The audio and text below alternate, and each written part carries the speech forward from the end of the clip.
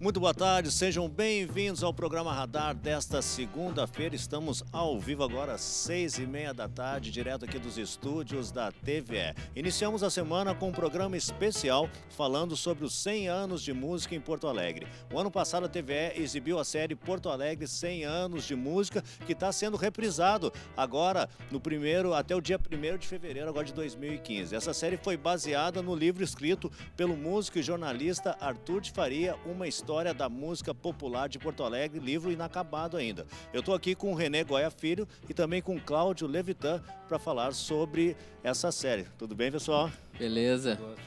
Antes de a gente começar a bater um papo, a gente vai assistir alguns trechos aí desses 4 episódios dessa série e depois a gente conversa aqui com eles. Confere aí.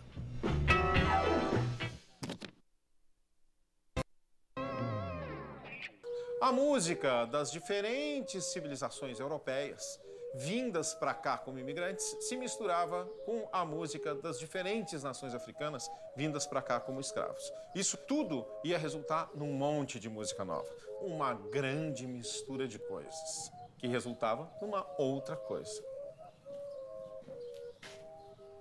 Em Porto Alegre isso não foi diferente, e grande parte dessa produção foi registrada em disco, em mais de 1000 títulos gravados aqui nessa casa por esse cara aqui. Muito interessante porque, à época, o Saverio Leonetti mantinha lá na Glória e Teresópolis uma área muito grande e ele fazia reuniões sociais e levava para lá os grupos e gravava com esses grupos. E ele fabricava gramofones, né? E registrou 4 ou 5 marcas, que era o disco Gaúcho, não é? O Era, Telefone, Itália e Fênix. Durante todos esses anos em que se apresentou na série de 1 milhão de melodias a orquestra... Entre os anos 30, meados dos anos 30 e os anos 60, um ET que baixasse aqui no Rio Grande do Sul ia achar um negócio muito esquisito. Tinha um monte de gente fazendo música, um monte de gente se apresentando na rádio, um Star System. E não haviam compositores, essa gente só cantava música, tirando Lupicínio, músicas de compositores de outros lugares. Silvio Monteiro era o papa da MPB ali no Rio de Janeiro. Ele estava entre os maiores compositores do Brasil. Ele sentava com as pessoas mais importantes. Lupicínio era bem mais jovem. Então Lupicínio ia para lá e sentava com essas pessoas. E você gostou? Será que tinha coragem de trocar nossa amizade por ela que já... Os Beatles na Inglaterra, os Mutantes no centro do país, os Shakers no Cone Sul e o Liverpool aqui em Porto Alegre. Estavam mudando o rock, construindo uma música elaboradíssima a partir das suas raízes originais. Sem o Liverpool, não existiria o rock gaúcho, não como a gente o conhece. Sem o Liverpool, nos anos 80, a garagem do Júlio Reni só ia ter automóveis.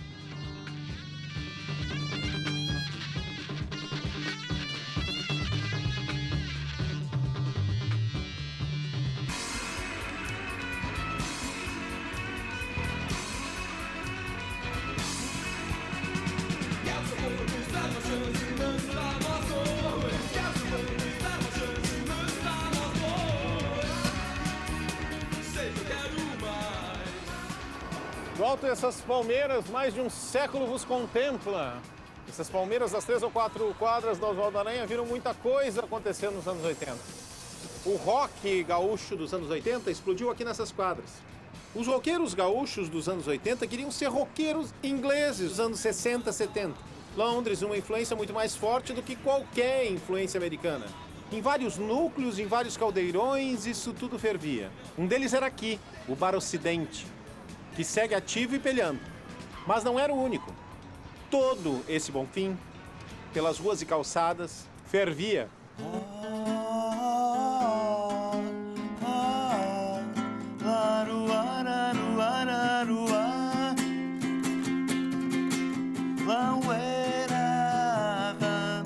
Eu acho que a grande lance de Porto Alegre é que a gente aqui tem o privilégio de poder fazer as nossas loucuras, viver as nossas especulações artísticas, estéticas, né? E nós temos um público que se interessa por isso. Não é apenas um lugar que tem lá 2 ou 3 artistas que são legais.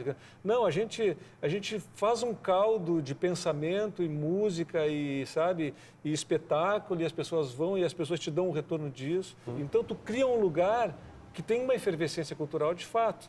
Ao contrário de infinitas outras cidades, Porto Alegre carrega há mais de 100 anos uma ânsia por ser diferente. Algumas poucas vezes fomos nacionais. Lupicínio redefiniu o samba-canção, Radamés Inátali criou a moldura instrumental da canção brasileira. Eles. No rock, Replicantes, Engenheiros do Havaí, De Fala, Graforreia, Vander Wildner, uns mais famosos, outros mais influentes. Cleito e Cleidir criando em cima da fantasia nacional do que seria o gaúcho e fazendo isso funcionar. Vitor Ramil e Bebeto Alves dando um passo além na milonga e mostrando ela para o mundo. Adriana Calcanhoto, sem concessões nem gauchismos, entrando pela porta da frente da MPB e sentando na janelinha. Mas o mais improvável dos sucessos parece ter sido mesmo os 28 anos de tangos e tragédias. Inventaram um mundo porto-alegrense, esborniano e profundamente universal. Por isso, não haveria outra pergunta para encerrar nossa série. Vocês pensam que essa história se estanca por aqui? E agora a gente conversa aqui no estúdio com o René Goya Filho, que foi o diretor dessa série. O René também já trabalha há anos aí com vídeo ligado à música, né, René? Tu já fez aí o Nenhum de Nós, né, cara? O filme do Bebeto Alves, Sim, né? Também Renato Borghetti, entre vários videoclipes, né, cara? Isso aí. E também estamos com o Cláudio Levitan, que faz parte de toda essa história também, que é músico, é compositor, é arquiteto, é desenhista. Para simplificar um pouco, né, Cláudio? Artista multimídia. Assim, na realidade, eu curto a música desde sempre. Assim, desde já vem de família, é isso? É, isso. Eu comecei a estudar violino com 6 anos, 7, né? Certo. Depois fui para o violão, depois fui para a guitarra, daí foi... E aí a gente mais ou menos dentro dessa linha, eu não tenho 100 anos, né? Mas a gente mais ou menos curte Mas a atuação vem ali, a tua atuação vem ali do final dos anos 60, ali metade dos anos 60. É isso mesmo. Em 66 eu já tinha ganhado, 67 eu tinha ganhado um festival estudantil, que foi o primeiro festival feito em Porto Alegre, foi o promovido pelo Bom Conselho. Depois do Bom Conselho, o pessoal da arquitetura invejou que os estudantes, os secundaristas estavam fazendo um festival e os universitários ainda não. Daí então eles se arriscaram e fizeram o primeiro festival universitário, que foi o Sul Brasileiro, né? E em 68 e 69 aconteceu o segundo festival da arquitetura, que é considerado um dos festivais mais tropicalistas do Brasil, né? Certo. No momento onde no Brasil todos os festivais era referência para o artista poder mostrar música e o compositor também mostrar as canções. Exatamente, eram os festivais da Record, onde se consagrou Chico Buarque, Caetano Veloso, Gilberto Gil, Edu Lobo, toda a nata da música popular brasileira, assim, dessa geração da década de 60 para cá, surgem dos festivais da Record, né?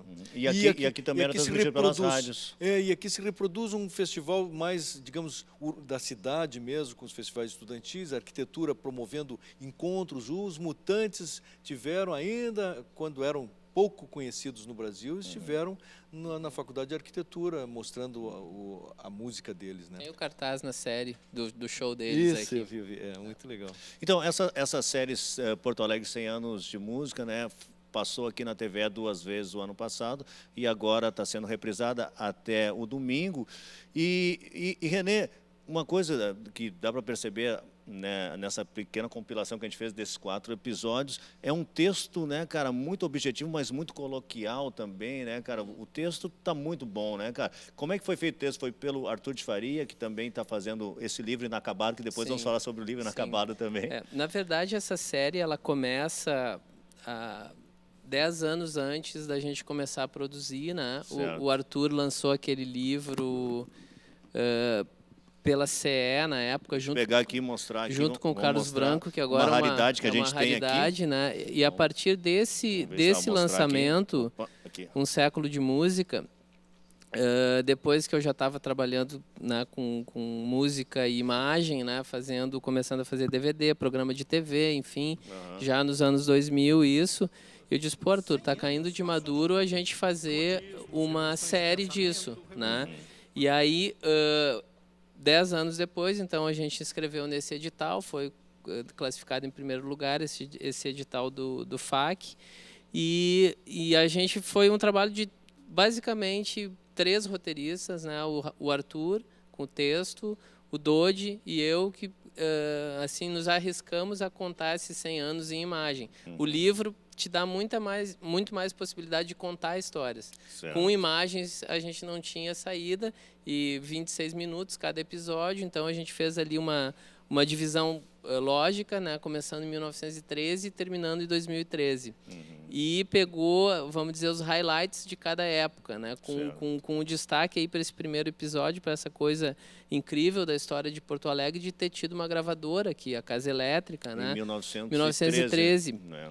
E aí, que era aqui próximo, né? Aqui na Glória, no bairro é, Teresópolis. Né? Essa casa que aparece no primeiro episódio, que foi tombada e até hoje não se fez muita coisa para preservar e fazer o Hard Vedana tinha um projeto para transformar aquilo ali num museu da música, ou da história da música do Rio Grande do Sul e de Porto Alegre. A casa foi tombada e até hoje segue tombando aos poucos. Né? E foi um período, né, Renê, que Porto Alegre estava ali com o Rio de Janeiro, com São Paulo, com outras grandes capitais, né? Porque se produzia discos aqui, se era uma gravadora e vendia os gramofones, né? Semelhante com o início da televisão e do rádio no Brasil. Né? A intenção era vender os gramofones. Vendia, o objetivo do Savério Leonetti era ter produto para desovar os gramofones que ele produzia aqui. E aí que ele comprou a prensa, né? Essa prensa que o Paixão Cortes depois foi encontrar, que a gente mostra, né? Que é um documento vivo ali da fonografia brasileira. A gente vê uma prensa de disco de 78 RPM. Então, isso tudo gravado ali na Glória, né? Faziam discos também para ir para Buenos Aires. Aí tem toda a história do que o primeiro tango foi gravado aqui, né? Tem toda, a gente não entra nessa polêmica aí na série, né? Mas o fato é que essa história nos diferencia assim do resto do Brasil por ter uma gravadora aqui, por ter uma cena, por ter músicos.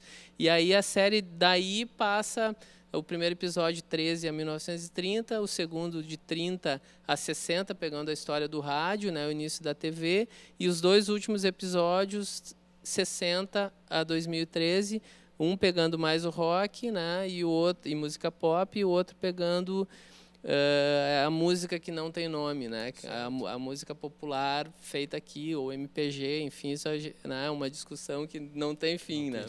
E como é que funciona, tu, Cláudio, que participou do início de tudo isso? A gente tem essa nomenclatura de rock gaúcho, que alguns aceitam, outros não aceitam, se fica se discutindo sobre isso, e tem essa MPG, né? Quando é que se divide os dois, né? A MPG e do rock gaúcho, como é que tu vê isso? Eu acho que isso foi uma divisão já acontecida lá no centro do país, né? Quando foi aquela questão dos tropicalistas e do pessoal da Bossa Nova, né?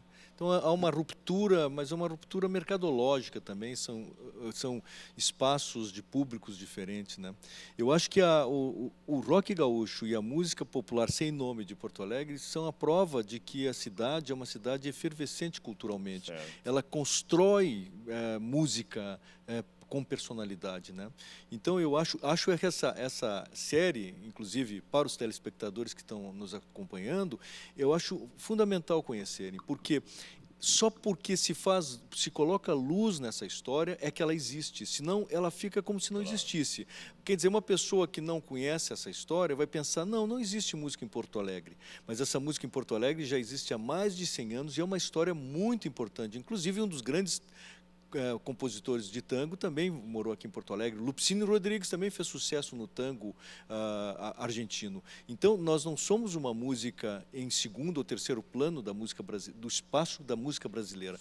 Estamos como uma das grandes capitais que constroem conteúdo musical no Brasil. Com diversidade e qualidade, né? Isso a gente vê assim nesse eu acho que esse é o mérito desse especial, dessa compilação toda que conta essa história, né? Quando o Caetano, quando os outros lá contam a história da Bahia, da música do Rio de Janeiro, da música de São Paulo, a gente pensa, então existe essa música. Certo. Quando o Arthur começou a escrever a música de Porto Alegre, a música de Porto Alegre entrou no cenário da música brasileira. Cláudio, eu quero falar mais sobre isso, eu vou pedir para a gente fazer um pequeno intervalo, mas a gente está aqui com o Cláudio Levitan e também com o René Goya Filho, falando sobre Porto Alegre 100 anos de música. A gente faz um pequeno intervalo no Radar da segunda-feira e no segundo bloco a gente continua falando mais sobre esse assunto. Não sai daí.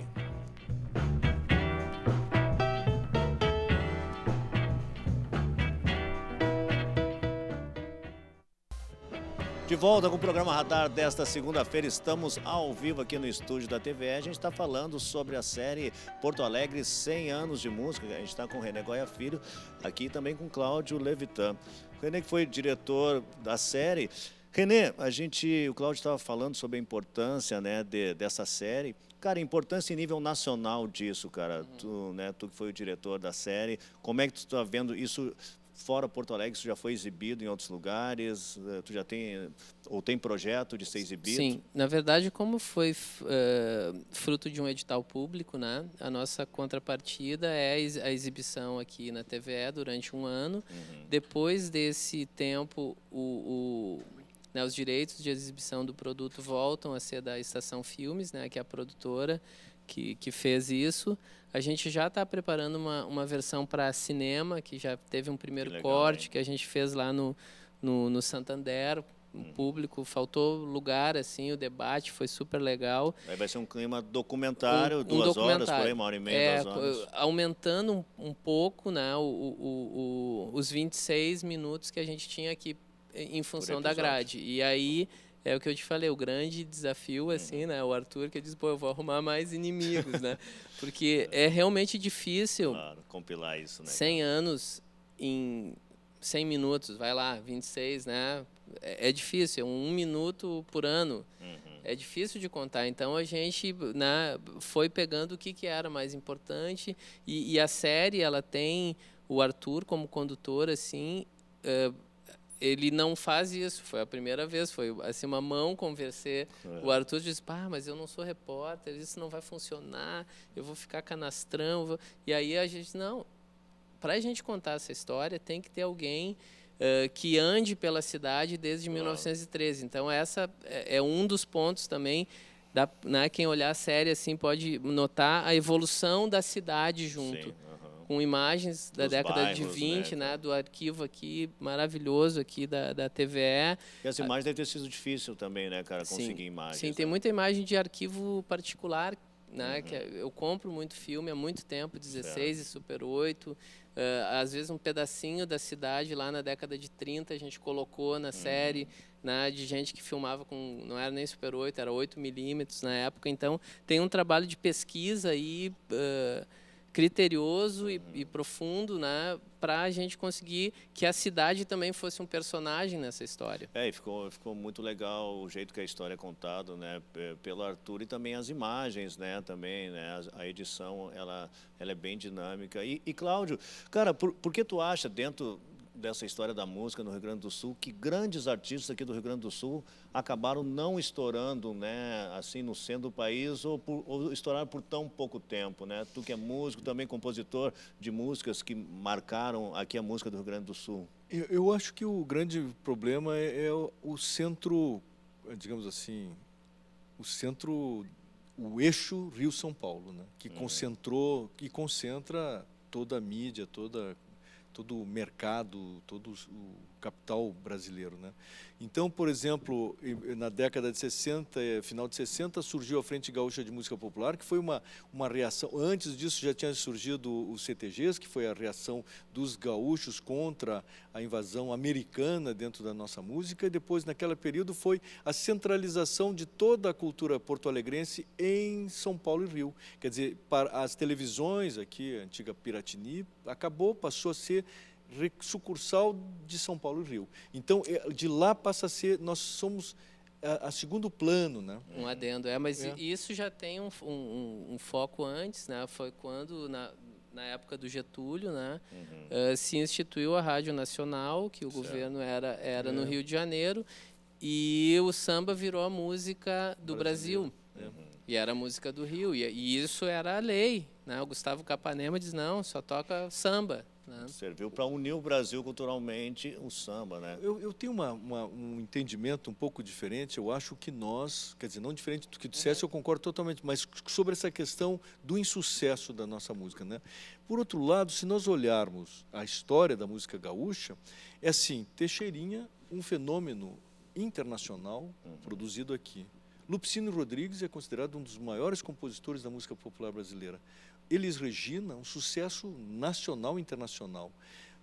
E assim tu vai seguindo, tu vai vendo que existe uma quantidade de artistas nossos que fizeram sucesso no centro e com repercussão sem fim, né? A única questão que soa, assim como nós somos um pouco bairristas também, né?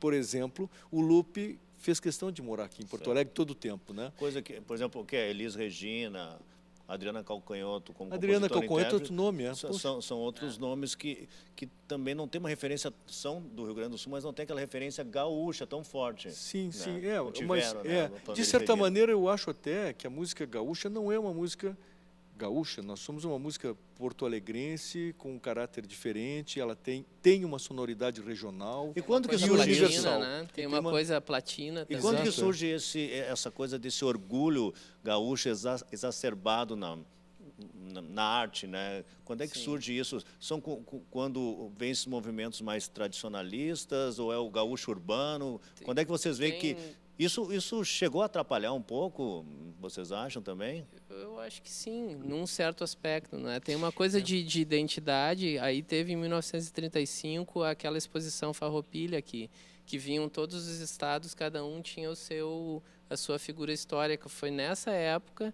que foi montada a Ópera Farroupilha, que entrou o hino, né? Que hoje o hino rio-grandense é cantado em eventos e tal, e tem toda uma força essa música aí. Mas começou lá em 35, lá no IAR, onde fizeram uma ópera e encerrava com isso aí, porque o Rio Grande do Sul tinha que ter uma identidade aí, foram buscar lá nos Farroupilhas, né? naquele gaúcho, no Centauro dos Pampas, naquela imagem que não era muito real, mas que era boa para venda, não queria pegar um índio, né? Vamos pegar um gaúcho, né? E daí no segundo momento vem aquele gaúcho urbano, né? Que é o Porto Alegrense, que daí vem mais com as bandas de rock. E daí surge o rock gaúcho, que é uma coisa importante, inclusive dentro do rock brasileiro também, né? Então eu acho que a gente tem que se orgulhar, sim, né? Mas o orgulho é um dos pecados capitais, né? Então é bom não tê-lo, né? Ou se ter, não falar, né?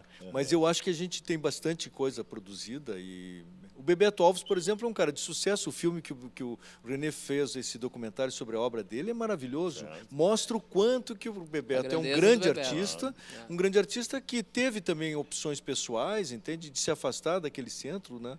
Que nem sempre o sucesso é uma coisa agradável pessoalmente, eu imagino, né? Eu não tenho esse problema, mas acho que a pessoa, isso não é necessário. Especialmente por uma música feita numa cidade que não sai do mesmo lugar. Ela permanece aqui e os porto-alegrenses continuarão fazendo sempre música. Acho que esse filme, esse tipo de documentário, essa reflexão sobre a nossa música mostra para as novas gerações que eles estão em cima de um campus fértil e bastante, com uma história muito interessante, muito importante. Um dos grandes nomes para mim, que eu tenho orgulho de ser porto-alegrense e dizer, é Lupicínio Rodrigues. Verdade, entre outros aí. Cláudio Levitan, quero agradecer a tua presença no programa Radar, também René, parabéns pelo trabalho, o cara série está muito legal. Quando tiver o documentário, por favor, vem aqui também falar mais sobre isso. Obrigado pelo espaço, convidar todo mundo para ver as série, as reprises aqui, e quando tiver o documentário a gente divulga. E o espaço, claro, ficou pequeno aqui, que a gente tinha mais coisa para falar, com certeza. O René e o Cláudio também tinham mais coisas para falar. Mas era isso, então o programa de hoje vai ficando por aqui. Espero que vocês tenham curtido. O vídeo que encerra o Radar de hoje é uma música composta pelo Arthur de Faria com o argentino Omar Gianmarco e Fernando Pezão. Ele se apresenta com o Marcelo Delacroix e o Vander Wilder nessa quarta-feira no Santander Cultural, com o show 100 anos de música no Rio Grande do Sul. O Radar de hoje fica por aqui. A gente volta a se encontrar amanhã, 6h30 da tarde, para curtir mais um programa Radar ao vivo. Valeu? Até mais. Boa noite.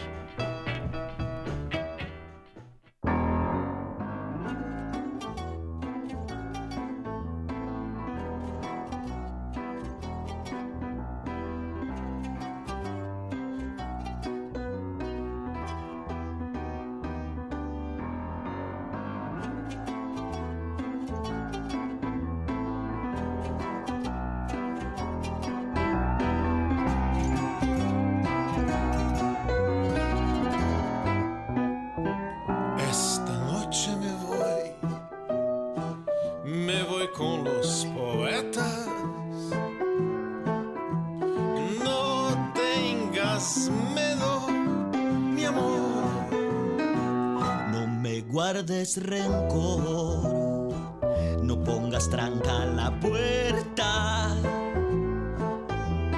Yo siempre pienso en volver, pero al final pego la vuelta. Pero al final Seguro. pego la Estás enojada. vuelta. Mejor espera una semana al final hasta que pase la tormenta. pego la vuelta. No es que sean divertidos, pero toman mucho vino y nadie paga las cuentas. Van cerrándonos los bares, van ahogándose los males, encontrando a la belleza, enamorando a las más feas.